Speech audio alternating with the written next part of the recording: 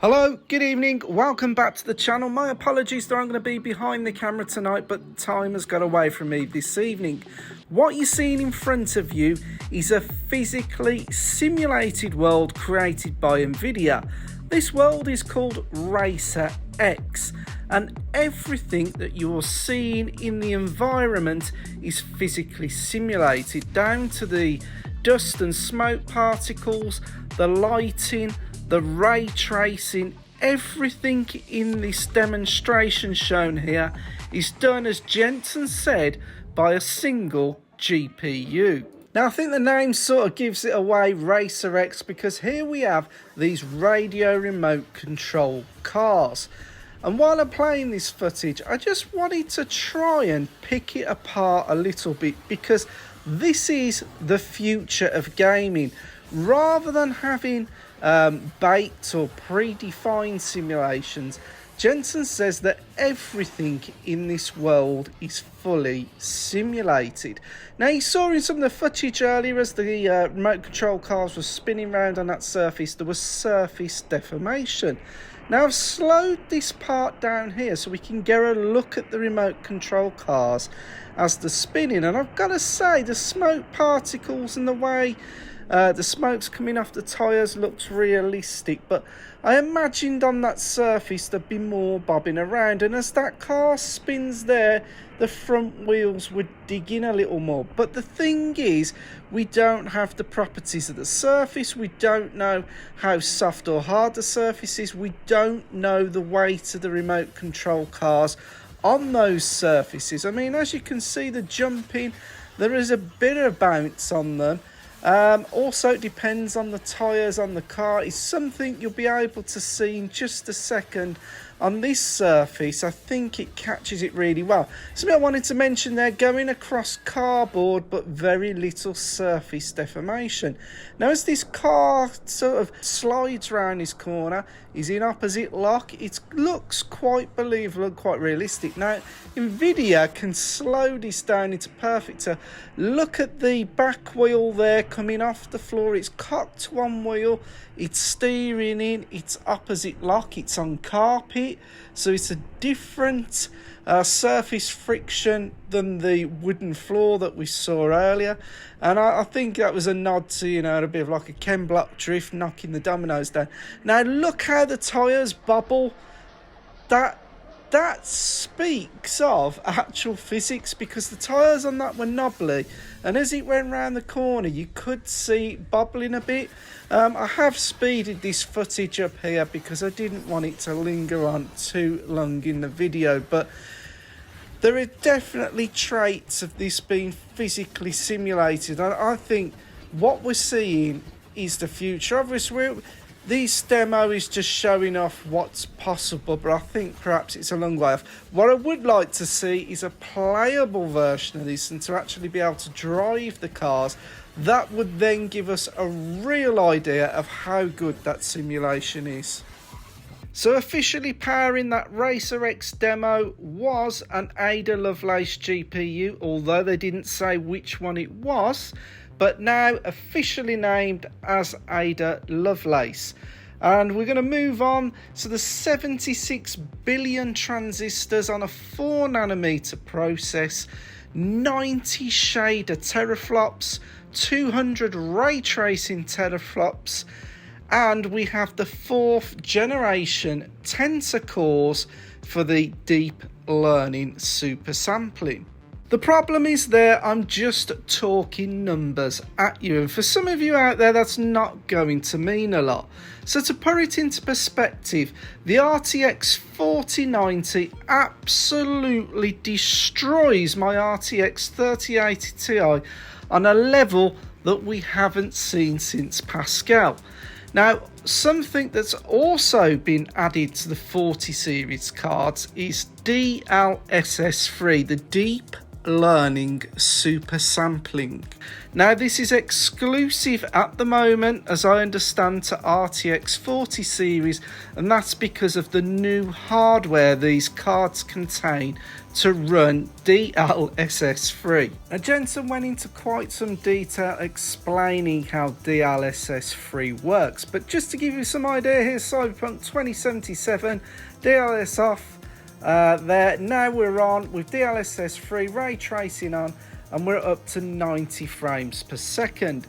Also mentioned that Microsoft Flight Simulator's 40th anniversary is going to be upon us soon. I think it's releasing in November, and with it, if you buy one of the new Ada Lovelace GPUs, you're going to have some fantastic uplifts in performance with DLSS 3.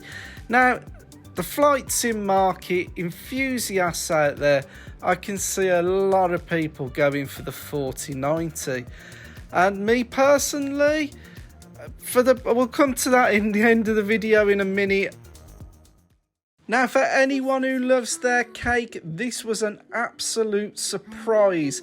Basically, Nvidia have taken the Portal game, they've run it through their Omniverse engine, and using that engine, they've been able to set real-time ray tracing throughout the whole game. It's all been remapped, all the lighting's been redone. And I've got to be honest, some people might think, well, so what? It really adds to the atmosphere of a game, and as to quote Jensen, it's nostalgic and both futuristic all at the same time. And I'm going to be fair, I've not done many replays of Portal, but now it's going to have RTX. We're definitely going to have to get that on the channel in the future. Okay, so Nvidia did give us a chart to give us some representation of the difference between Turing, Ampere and Ada Lovelace. We can only think that the Ampere is the 3090 and the Ada is the 4090.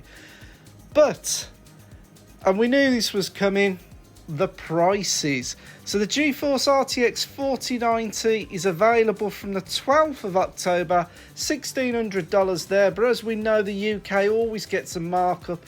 So in the UK, it's starting from £1,679.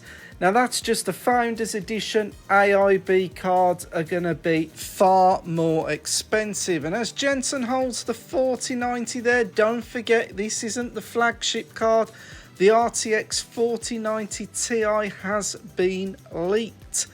Now the GeForce RTX 4080 is a cheaper alternative. They're releasing it in two versions, the 12GB card and the 16GB card. They're saying there it's 2 to 4 times faster than a 3080 Ti that I currently have. The 16GB card starting at $1,200 and the 12GB card starting at $900, and they should be releasing sometime around November.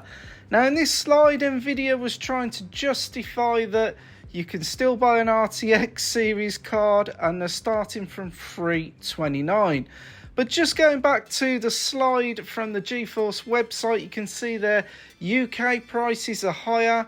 4080 12GB, £950, and the 4080 16GB, £1,270.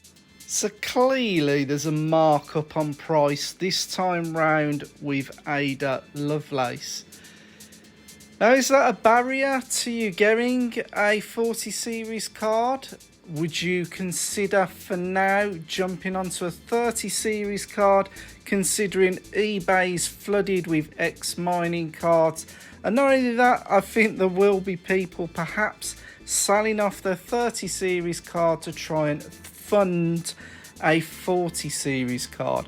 It's very much a buyer's market at the moment, and maybe Nvidia going forward, if sales are poor, it's a big may, but we're going forward, quite far forward, drop prices on the 40 series. That's not going to happen anytime soon because they're only just releasing them. Something I want to throw in there as well, if you've noticed the pricing tiers, they've certainly left room for the TI cards, and clearly the TI cards are going to be even more expensive than they were with Ampere. I hope you've enjoyed watching this video. As I always ask, if you've got this far, please subscribe. If you're not already subscribed, 90% of my viewers are not subscribed to the channel. So if you could subscribe, that would be really helping me out. I really want to pick up an Ada Lovelace card. When I'm monetized, if you do want to, you know, pass me a cup of coffee my way, it would go towards getting a 4090. If I had a 4090, I can start bringing better looking content and videos to the channel, because not only having a super graphics card does it help with the graphics in games, and it would really help out with things like Nvidia broadcast. I've spoke to you enough. I'm going to leave you. I'm going to get this edited and get to bed, and I will see you soon in the next video to come. Thank you all for watching. Peace out.